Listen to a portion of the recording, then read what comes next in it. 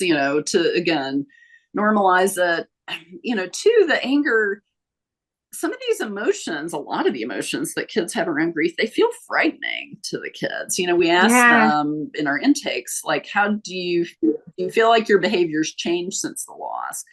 And they will write some of the most heartbreaking stuff. They know the feelings they're having. They see how they've changed. They'll say, I used to be so outgoing and now I just want to sit in my room. I don't want to talk to Oh, anybody, or I can't sleep now, or I get angry at people I love and I don't understand why. So hmm. it's like they have the first half of, they understand the feeling and the emotion, but they either can't connect it to the grief, or then they just don't know what to do about it. Yeah.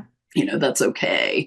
Um, uh, so just again, keeping the conversation, sometimes asking them again, one of my parenting default things, if it's if they're struggling right now, or if an anniversary is coming up, or that I don't know how we want to handle as a family, like I'll ask my daughter a lot, and so that's both empowering, kind of takes some pressure off you again. And usually you will be surprised at how deeply and thoughtfully kind of they've already thought about this, or Mm. do have some useful suggestions. So that's Yeah. again one of my strategies when I'm so tired, especially, like I can't even think about how I want to manage this. Just I ask the know.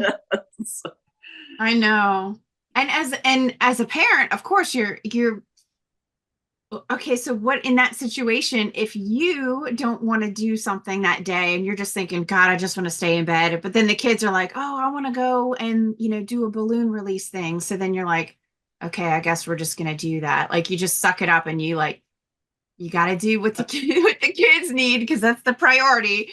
And it's hard, right? Because you know what you need, and sometimes you can't give yourself what you need because you want to help your kids, right?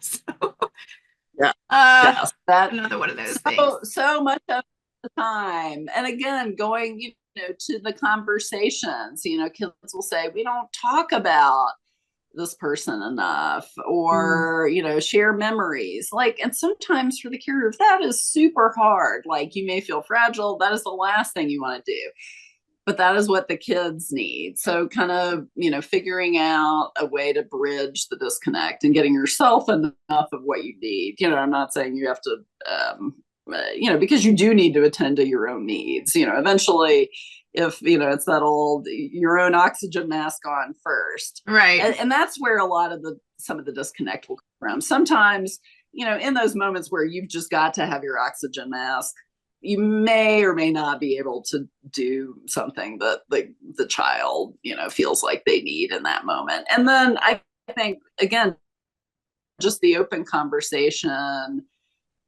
you know this is a really hard day for me. I don't Mm, I just do not feel up to doing this, but I know this is important for you. Is there a day in 2 weeks that we can do this thing? Or again, give them, oh, okay. acknowledge that what they want is still valid, can be followed up on. So maybe, co-opt a plan with them, to do it later or in a different way. Or again, just giving them some sense of involvement and control with that. Yeah. Because again, I think the loss of control, for anyone who's grieving, I mean, that's, to me, I think why grief is so hard for adults and kids. You are confronted with the fact that you don't control what happens in this world all the time. And that's not a reaction and a realization that many of us are comfortable with. That's No. tough Because to get your it head makes you around. it makes you not feel safe when you feel like you don't have any control over anything. And when you don't feel safe, then your whole world is just wrong and collapsing, and you don't know what to do with yourself and your emotions. And